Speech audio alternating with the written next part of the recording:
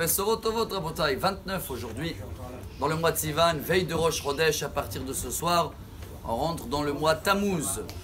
Bon, demain on va voir que Tammuz ne veut rien dire en hébreu, c'est plutôt en araméen, c'est chaleur, four, shrena, mais c'est bizarre aujourd'hui, justement il pleut là ce matin en Israël.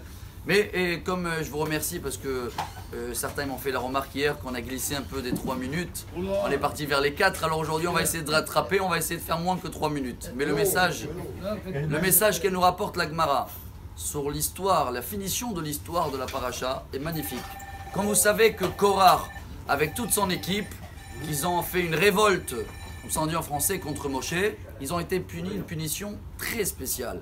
La terre, elle les a avalés vivants.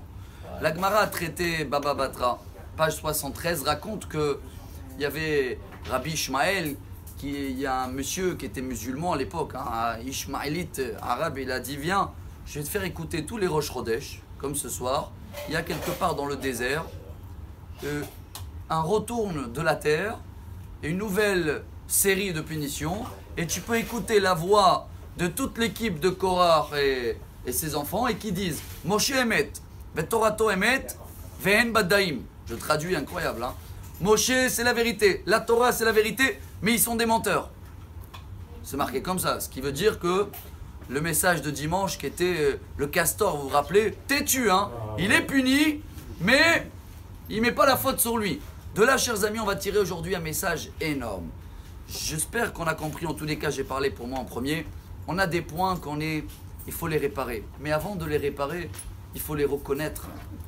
La Gemara raconte, tout le monde connaît cette histoire. Le grand rabbin d'Israël, Rabbi Yehuda Anassi, le maître de la Mishnah, c'est une Gemara Baba Metzia, 4 pages 85, que lui, une fois, il y avait un petit veau qui est venu, il a couru sur lui, il a dit « Monsieur le rabbin, protège-moi, il y a le shohet qui est là pour faire l'abattage. » Et le rabbin, il a dit « Vas-y, tu as été créé pour ça. » En haut, ils ont dit « Comment ?» Il a dit « Va, tu as été créé pour ça. » 13 ans de punition, de folie.